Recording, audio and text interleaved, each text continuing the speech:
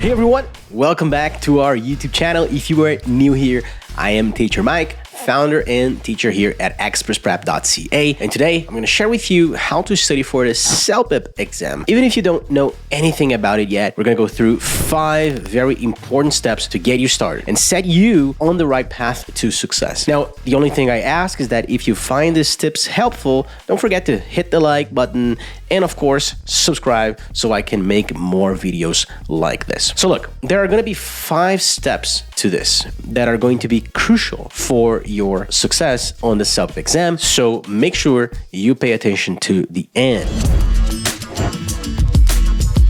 Step number 1 is to practice the full practice test, or as we call it, a mock test, even before you start studying. Right now, that's your first step. You can find free available mock tests on the CELPIP website, and this is the best way to start because you're going to know exactly where you stand in terms of your reading and listening because you're going to get your score right away. Now, of course, you can practice the writing and speaking as well, even though you will not get a score for those. Currently, there are no options available on the CELPIP website to get feedback on your writing and speaking without actually doing a full CELPIP test and paying the $300, which sucks. I'm going to give you an idea on step number 2 on how to solve this, but as long as you do the practice test, even without writing and speaking feedback, you can get a feel for the format of the test and you can understand your strengths, your weaknesses. So think of it as a baseline measurement that will help you track your progress over time. As soon as my students start studying with me, the first thing we do is we give them a practice test and we track their scores from there.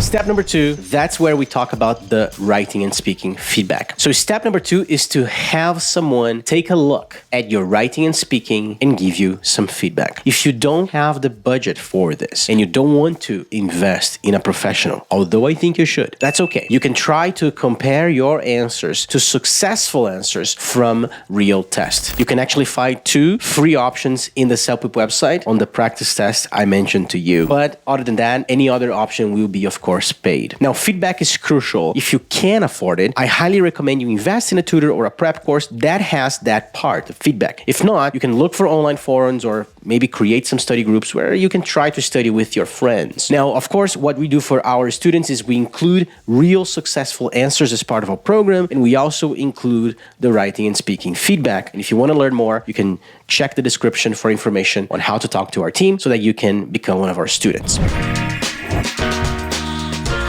Step number 3, you have to learn how to manage your time during the reading test. Now look guys, during the reading test, the most important thing is going to be to learn how to manage your time. Many people think that the hardest thing in the reading is the vocabulary or the grammar, but the real challenge is time. The reading test has 4 parts. 1, 2, 3, 4 parts. And you have about 1 minute per question to read an answer. So if you have 10 questions, you're going to have about 11 minutes to answer all the questions. CELPIP includes complex words to confuse you, but these are often not crucial words for answering the questions. What you got to do is you got to focus on managing your time efficiently so that you don't get worried by tricky words that aren't important for solving the questions. A lot of the times, complicated words can be skipped as long as you understand the general meaning of the paragraphs. Of course, you will have to learn the right way to solve the reading test. It is not just by reading and answering right away because you don't have time for this. You're going to have to learn special time-saving techniques for this. And of course, I'm here for you. If you want some extra videos on special time-saving techniques for reading, tell me here in the comments. I'm gonna make a video special for you guys.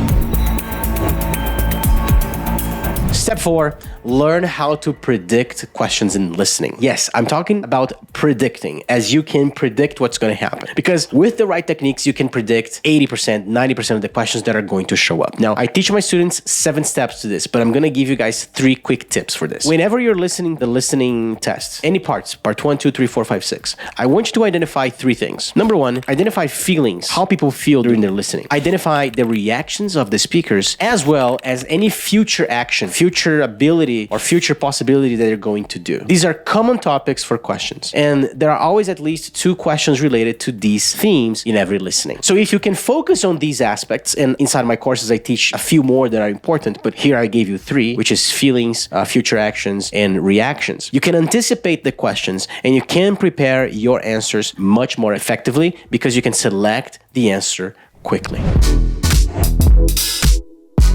And then finally, step number 5, which is something you have to learn how to do because you're going to do this across the complete CELPIP exam, is to use the context, skill, and framework technique. This step-by-step method will help you get your score quickly, even if you've never taken the test before. The context, skill, and framework technique is about understanding the question quickly, knowing what the examiners want, and structuring your response step-by-step. So context is understand the question. The skill is what the examiners want. And framework is what is the step-by-step for each answer. And instead of me explaining the whole thing here, I actually have another video where I talk more about this technique in detail. So check out the link in the description right here, or maybe I'm gonna put it up here if I know how to do it, for a deeper dive into the context, skill, and framework technique. So there you have it, folks. 5 essential tips to start studying for the CELPIP exam. Even if you don't know anything about it, you've never done it, you're just starting your journey to do your CELPIP for permanent residency or for other certifications in Canada, maybe for your visa as well. Practice a test, get feedback, manage your time, learn how to predict questions in listening, and use the context, skill, and framework technique. If you do this, you will get an amazing score. If you have found this video helpful, of course, give it a thumbs up, like here, and